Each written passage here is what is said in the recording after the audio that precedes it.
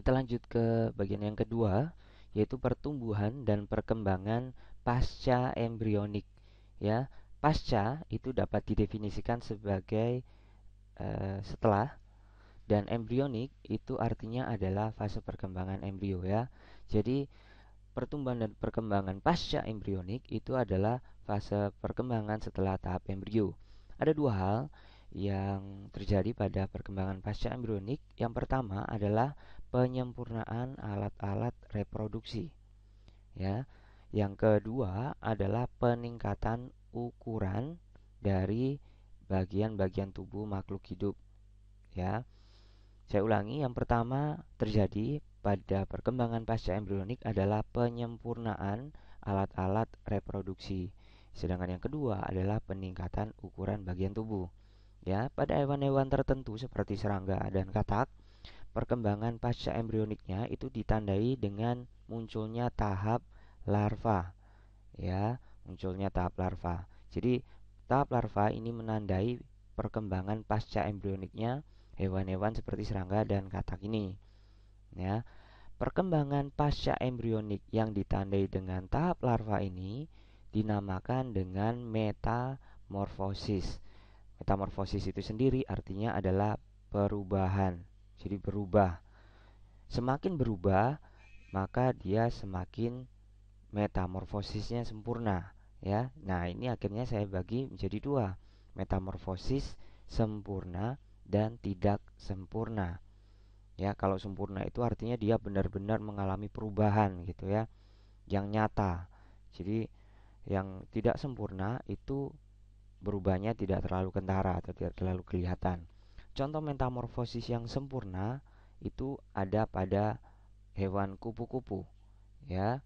Pada hewan kupu-kupu ini ditandai yang pertama adalah telur, perkembangannya ada. Setelah melewati fase telur, dia kemudian berkembang menjadi larva. Ini adalah larvanya kupu-kupu. Dinamakan juga dengan ulat. Jadi ulat itu adalah larva. Ya, setelah perkembangan ulat, dia berkembang lagi menjadi fase pupa atau fase kepompong.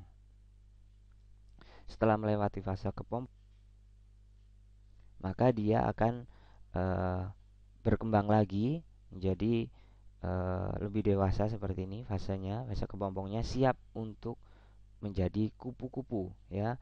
Fase berikutnya ini adalah fase imago atau dewasa, bentuknya kupu-kupu yang sudah seperti ini.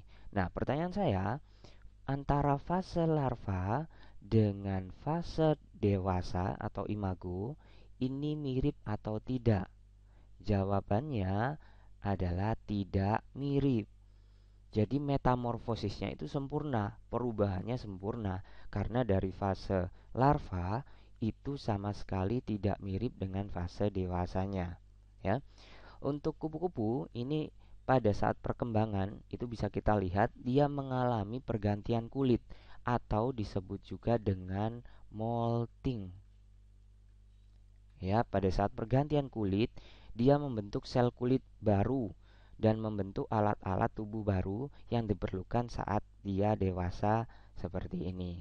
Ya, itu metamorfosis sempurna. Yang kedua adalah metamorfosis yang tidak sempurna. Ini salah satu contohnya terjadi pada belalang. Pada belalang, dia ini adalah fase nimfa atau fase larvanya, dan sebelah kanan ini adalah fase dewasa atau imago. Ya, mirip atau tidak? Jawabannya adalah mirip. Karena itulah metamorfosisnya itu dianggap tidak sempurna karena masih mirip-mirip begitu ya. Saya mulai dengan tahapan perkembangannya. Yang pertama adalah tahap telur, kemudian yang kedua ini adalah tahap nimfa atau tahap larvanya. Ya, setelah melewati tahap larva, dia berkembang menjadi fase imago atau dewasa.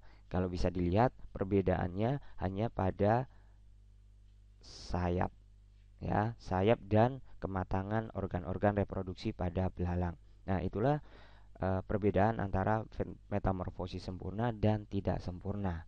Berikutnya kita akan pelajari tentang perkembangan pada manusia.